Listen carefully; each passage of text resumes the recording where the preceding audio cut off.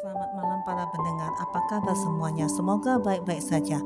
Hari ini TM akan memberikan cerita inspirasi dengan judul Filosofi Bunga Teratai.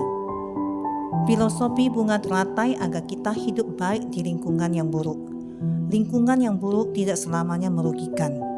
Teratai dengan daun hijau yang melebar dan mengapung ini sering ditemukan di kolam, rawa, ataupun danau. Air yang dijadikan bunga teratai sebagai tempat hidup memang kotor. Namun hal itu ternyata tidak mempengaruhi teratai untuk menunjukkan keunikan dan bunganya yang indah. Ada 5 poin tentang filosofi bunga teratai. 1. Sekalipun berada di lingkungan yang kotor, teratai tetap bersih dan menunjukkan keindahannya. Air dan lumpur sangat dibutuhkan teratai untuk bertahan hidup. Meskipun lingkungannya bisa dibilang kotor dan berbau tak sedap, keadaan itu tidak menghalangi dirinya untuk menunjukkan keindahan bunganya dan terjaga untuk tetap bersih. Hal ini menggambarkan bahwa manusia sejatinya memang tetap membutuhkan satu sama yang lain meski pada orang yang kurang baik sekalipun.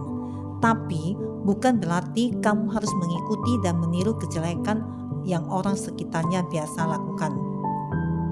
2. Hidup teratai yang sangat singkat mengingatkan bahwa hidup kita di dunia hanya sesaat.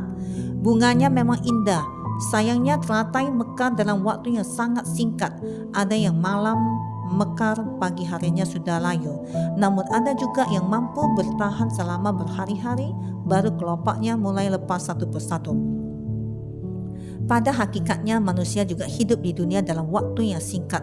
Semakin kita memanfaatkan waktu hidup kita sebaik mungkin, maka waktu kita untuk hidup di dunia ini terasa semakin cepat dan singkat. Hanyalah kehidupan akhirat yang kekal. 3. Percaya bahwa berbeda dengan yang lain bukan penghalang untuk menjadi yang terbaik. Tidak seperti tanaman lain. Pada umumnya, teratai tumbuh di lingkungan yang berbeda seperti air keruh dan berbau kurang sedap.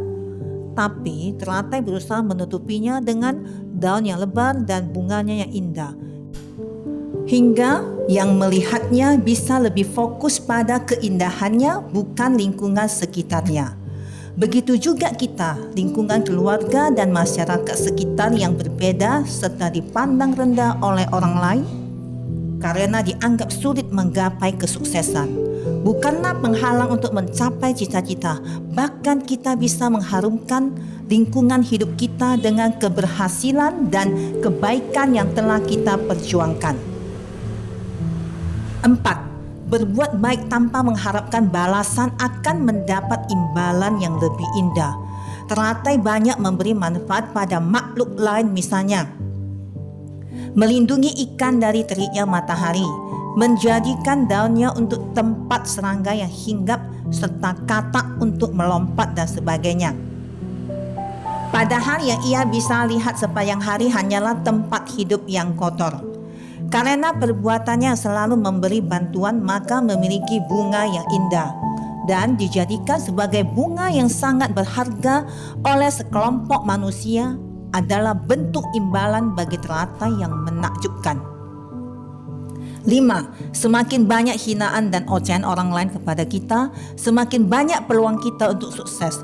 Teratai juga mempunyai ciri khas yang membedakan dari bunga yang lain, yaitu semakin kotor lingkungan tempat bunga teratai hidup, maka semakin tinggi kualitas bunga yang tumbuh. Secara nggak langsung, teratai mengajari kita menjadikan hinaan dan respon negatif orang tentang kita sebagai motivasi dan alasan untuk pantang menyerah menggapai mimpi, bukan justru menjadikannya beban hingga membuat kita minder dan putus asa. Kesimpulan dari cerita, tetaplah baik meskipun di lingkungan yang buruk.